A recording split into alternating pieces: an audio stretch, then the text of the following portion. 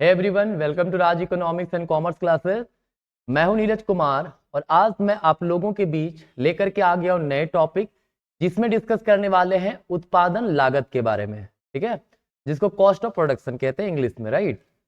कहता है जब भी कोई उत्पादक, कोई भी फर्म है ना, जब उत्पादन करना चाहता है तो ऑब्वियस सी बात है उसे कुछ फैक्टर चाहिए होगा।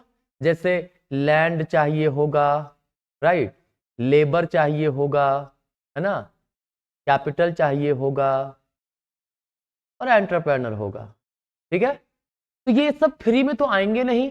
अगर किसी से लैंड लिए हैं, किसी के पास लैंड, तो उसके लिए रेंट हमें पे करना होगा, रेंट लगान जिसको बोलते हैं। लेबर काम कर रहा है तो उसके लिए वेजेस देना होगा, मतलब मजदूरी। कैपिटल कहीं से अगर लोन वगैरह लेकर के पैसा लगाए हैं, मशीन वगैरह खरीदे हैं, तो उसके लिए हमको इंटरेस्ट पे करना होगा, मतलब ब्याज। एंटरप्रेनर है तो वो प्रॉफिट के लिए काम करेगा। ठीक है, तो जब हम लोग उत्पादन करते हैं तो उत्पादन के साधन, ये जो उत्पादन के साधन है, ठीक है, उसे कुछ ना कुछ पेमेंट करना होता है, रेंट, वेज, इंटरेस्ट, प्रॉफिट के रूप में। यही हमारा होता है उत्पादन का लागत।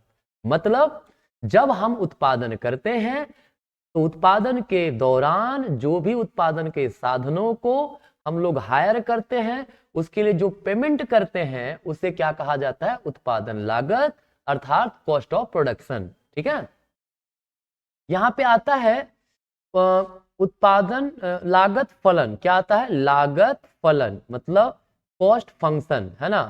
क्या होता है? लागत फलन अर्थात कॉस्ट फंक्शन। ठीक है, देखिए जब हम लोग लागत फलन की बात करेंगे अर्थात कॉस्ट फंक्शन की बात करेंगे तो वो क्या होता है भाई? कहता है उसके बारे में कहा गया है कि जब हम उत्पादन करेंगे, जितना ज्यादा उत्पादन करेंगे उतना ज्यादा लैंड, लेबर, कैपिटल, एंटरप्रेनर लगेगा, मतलब उतना ज्यादा खर्चा लगेगा।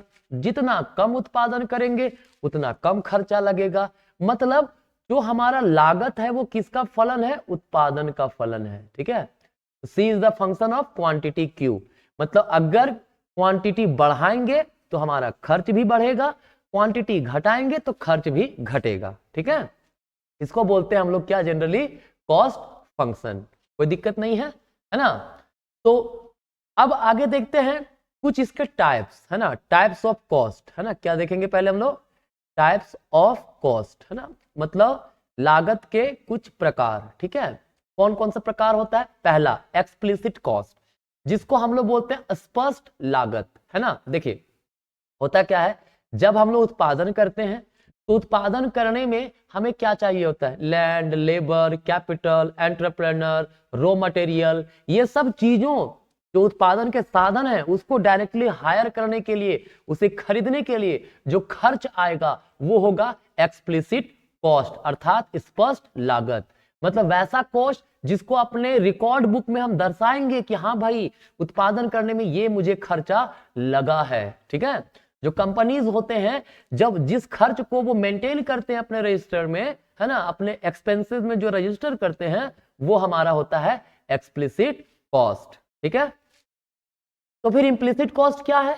इंप्लिसिट कॉस्ट होता है ये अस्पष्ट लागत कहलाता है। इसका मतलब ऐसा लागत जो खर्चा तो है लेकिन हम लोग रजिस्टर बुक में खर्च के सेक्शन में उसे नहीं दर्शाए हैं। जैसे मान लीजिए यहां पे एक फैक्ट्री है मेरा, ठीक है, ये मेरा एक फैक्ट्री है, राइट। यहां पे एक मशीन है, वो मशीन खराब हो गया। क्या हो गया? मशीन जो है वो खराब हो गया। ठीक है, तो मैंने अपने वर्कर को कहा कि भाई ये काम करो, ये मशीन ले जाओ, बना के ले आओ। कहा कि सर कैसे लेके जाएं? तो ठीक है मेरा गाड़ी ले जाओ। मेरा गाड़ी लेके गया, गाड़ी मशीन बनाया, मशीन लेके आ गया। तो खर्च में हम क्या लिखेंगे? मशीन पे क्या खर्च हुआ बनाने में वो खर्च जरूर लिखेंगे। लेकिन मेरा जब गाड़ी गया तो क्या गाड़ी गया उसे पेट्रोल खर्च नहीं हुआ क्या? उसे तो हम लोग रजिस्टर बुक में मेंटेन नहीं करते हैं ना। ठीक है, तो ये इस प्रकार का जो कॉस्ट होगा, ठीक है, सेल्फ इंप्यूटेड कॉस्ट, है ना, तो स्व लागत जो होगा, ठीक है, जिसको हम लोग रजिस्टर बुक में मेंटेन नहीं करते हैं, है ना, जिसको एक्सपेंसेस में नहीं दर्शाते हैं, वो हमारा होता है इंप्लिसिट कॉस्ट अर्थात स्पष्ट लागत। लेकिन खर्चा तो दोनों है ना। ठीक है, चलिए तीसरा नंबर है वेरिएबल कॉस्ट, है ना। वेरिएबल कॉस्ट का मतलब क्या होता है? देखिए वेरिएबल कॉस्ट याद रखिएगा, जब उत्पादन फलन पढ़े थे उसमें बताया था मैंने 2 प्रकार के फैक्टर होते हैं। कौन कौन? वेरिएबल फैक्टर और फिक्स्ड फैक्टर, मतलब परिवर्तनशील साधन और स्थिर साधन। ठीक है, परिवर्तनशील साधन मतलब जिसको आसानी से परिवर्तन कर सकते हैं, है ना। तो वेरिएबल कॉस्ट क्या होगा? जब हम लोग परिवर्तनशील साधन पर जो खर्च आएगा, याद रखिएगा, परिवर्तनशील साधन जैसे श्रम पर जो लेबर पे जो खर्च आएगा वो वेरिएबल कॉस्ट कहलाएगा। ठीक है, याद रखिएगा, जैसे हमारा कोचिंग है, राइट, तो कोचिंग में क्या है, पानी वगैरह रोज लेकर के आता है जार से, ठीक है, सफाई करने के लिए आते हैं, है ना। तो जब कोचिंग खुला रहेगा, मतलब जब हम पढ़ा रहे होंगे, वो खर्च तभी लगेगा ना, वो खर्च हमेशा तो नहीं लगेगा। मान ले कोचिंग 10 दिन के लिए बंद है, तो वो 10 दिन तो पानी नहीं मंगाएंगे ना, वो 10 दिन तो सफाई करने वाले उसमें नहीं आएंगे ना। ठीक है, तो परिवर्तनशील साधन क्या हो गया? जब उत्पादन हो रहा हो तब खर्चा आ रहा है। ठीक है, जैसे लेबर है, मेरा एक फैक्ट्री है, ठीक है, वहां उस फैक्ट्री में अगर हम प्रोडक्शन का काम कर रहे हैं तो मुझे लेबर चाहिए, अगर नहीं कर रहे तो लेबर की आवश्यकता क्या है। ठीक है, तो परिवर्तनशील साधन का सीधा संबंध उत्पादन के साथ होता है, मतलब उत्पादन बढ़ेगा तो परिवर्तनशील साधन लागत भी बढ़ेगा। उत्पादन बढ़ेगा तो लेबर ज्यादा लगेगा, और लेबर ज्यादा लगेगा मतलब परिवर्तनशील जो लागत है वो भी हमारा बढ़ेगा। ठीक है, वही फिक्स्ड कॉस्ट का मतलब होता है वैसे फैक्टर जो फिक्स नेचर के हैं। जैसे मैंने क्या किया यहां पर, एक प्रकार से जैसे मैंने कोचिंग का एग्जांपल अभी लिया था ना, मेरा कोचिंग है, उसका रेंट देते हैं हम मंथली। ठीक है, वो तो फिक्स कॉस्ट है ना, हम कोचिंग में पढ़ाएं या ना पढ़ाएं, रेंट तो मुझे पे करना होगा अगर हम वो कोचिंग रखे हुए हैं तो।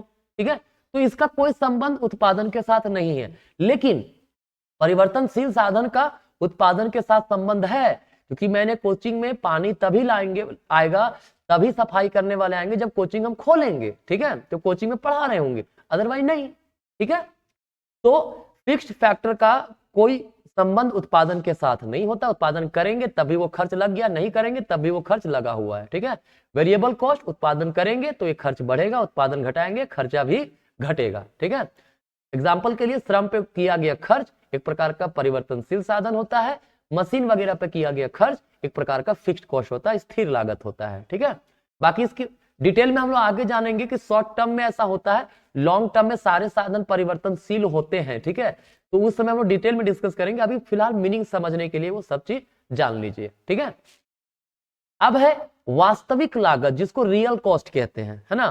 जैसे देखिए, जब आप मान लीजिए अभी आप ए कमोडिटी का प्रोडक्शन कर रहे हैं, अब आप बी करने लगे। ठीक है, तो ए को छोड़ के आप कहां पे गए? बी पे, है ना। तो किसका सेक्रीफाइस किया आपने? त्याग किसका किया? ए का किया ना। ये आपका रियल कॉस्ट है, ये वास्तविक लागत है। ठीक है, इसको बोलते हैं वास्तविक लागत। जैसे हम अभी सो सकते थे, आराम कर सकते थे, बट मैं पढ़ा रहा हूं। ठीक है, तो मेरा रियल कॉस्ट वास्तविक लागत क्या हो गया? जो हम सोना छोड़े, आराम को छोड़े, आराम ही हमारा यहाँ पे वास्तविक लागत है। ठीक है, ये कॉन्सेप्ट प्रोफेसर मार्शल के द्वारा दिया गया है। किसके द्वारा दिया गया है? प्रोफेसर मार्शल के द्वारा दिया गया है।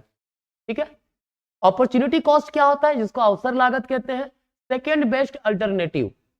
जैसे मान लीजिए आपके पास 3 जॉब का ऑफर मिला, 50,000 का, 40,000 का और 30,000 का। ठीक है, तो एक रेशनल कंज्यूमर बेस जाएगा किसकी ओर? 50,000, छोड़ किसको दिया? वो 40,000 और 30,000। तो इसमें सेकेंड बेस्ट कौन सा है? 40,000 है ना। फर्स्ट बेस्ट तो हमारा 50,000 है, सेकेंड बेस्ट क्या है? 40,000 है। ये हमारा 40,000 जो है वो क्या कहलाएगा? Opportunity cost. ठीक है, जैसे एक व्यक्ति एक जगह काम कर रहा है, उसको 10,000 मिल रहा है। ठीक है, दूसरी जगह काम कर रहा है, उसको 20,000 मिलने लगा, यहाँ पर छोड़ के वहां चला जाएगा। ठीक है, तो इस व्यक्ति का अपॉर्चुनिटी कॉस्ट क्या होगा? अवसर लागत क्या होगा? जिसको वो छोड़ दिया। Second best alternative which is forgone, मतलब दूसरी सर्वश्रेष्ठ आय जिसे लोग त्याग देते हैं। ठीक है, वो कहलाता है हमारा अवसर लागत। ठीक है, तो ये कॉस्ट का मीनिंग था और कॉस्ट के विभिन्न प्रकार, है ना। इसके आगे का वीडियो नेक्स्ट क्लास में। आज कहीं तक धन्यवाद।